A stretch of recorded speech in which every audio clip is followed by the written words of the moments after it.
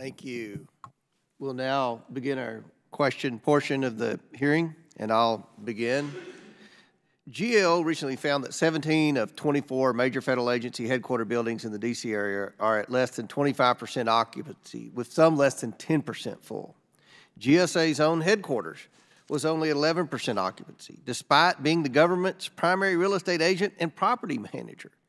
GAO notes that the federal government owns 511 million square feet of office space and leases another 180 million square feet from the private sector for use by federal agencies. That's almost 700 million square feet total of office space available to the federal government, and the cost of maintaining and operating out of that space is ridiculously high. Administrator Carnahan, how much does it cost to operate and maintain office space used by federal agencies across the government? Is the cost in the billions? Sorry. What I can speak to, Congressman, is the Federal Buildings Fund, which I referred to in my statement, and that is the fund that lease payments by government agencies So it's in the billions, right? Yes, yes. So according to GSA data from the fiscal year 2022 Federal Real Property Profile, the total annual cost of buildings owned, leased, or otherwise managed by the federal government is over $25 billion. Federal agencies spend $2 billion annually to operate and maintain federal office buildings and $5 billion on rental lease payments. Administrator, I think you agree with me that a huge portion of federal office space sits empty or underutilized. If we could just reduce the amount of office space leased by 10%, we would save roughly $500 million on lease payments annually, correct? I couldn't agree with you more that we have a huge opportunity to optimize our footprint, and eager to work with you to get that done. Well, Administrator, the federal government owns properties all over the nation that are underutilized. Many of these properties could be put to more productive use, helping local economies. Selling these properties could yield billions in sales proceeds and save hundreds of millions of dollars every year in operation and maintenance costs, right? That's true. In fact, the GSA data in fiscal year 2022 said the limited disposal activity that occurred still netted $36 million in sales proceeds and $22 million in averted operations and maintenance costs. Administrator, given that the federal workers are teleworking to such a high degree, and given how empty our federal office buildings are, I assume GSA is working to downsize the federal government's office space footprint to realize these cost savings. So what's the holdup?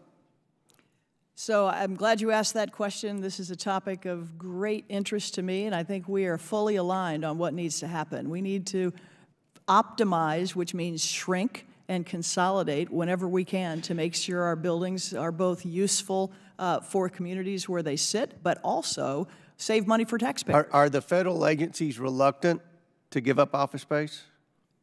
So, Congressman, I would love to talk a little bit about what we're doing right now, if you give me a minute to begin the disposal process. Last week, we announced 23 properties and facilities across the country that we intend to begin the disposal process on. That will be 3.5 million square feet of reduction.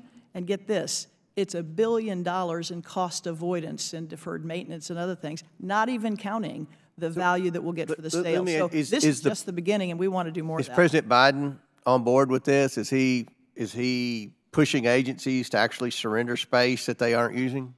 Well, we are working closely with the folks at OMB on all of this. And we are working with agencies across the government to figure out what their space needs actually are. The American people are fed up with the wasteful spending. And it isn't just federal empty office space costing billions every year. A nonprofit transparency group recently found that federal agencies spend $3.3 billion on furniture over the past few years, apparently to furnish office spaces left mostly empty under maximum telework. Some agencies spent hundreds of thousands of dollars just on updating empty conference rooms. Administrator, can you explain why the purchasing of federal furniture continued unabated during the pandemic? So I can't speak to specific items that were purchased, but I can say that the government did not close down. Agencies were continuing to work. Courthouses continued to operate. Prisons were operating. The Defense Department was operating. Lots of agencies were in offices. I personally visited Des Moines, where throughout the pandemic they were constructing a courthouse. Harrisburg, Pennsylvania, San Antonio, Texas. Right. Well, let me. My time's about expired, but let me conclude by saying agencies that truly require new furniture can give their old furniture to other agencies or sell it off to private parties. That would take some of the burden off taxpayers. Now, I can't imagine a big private business spending lavishly on furnishings for an office building that no one works out of. Shareholders would not stand for it. And we can't stand for it on behalf of the American taxpayer. There needs to be a culture shift in the federal government that looks toward cost savings and achieving agency missions in the most efficient ways possible. And I hope GSA hears that message loud and clear.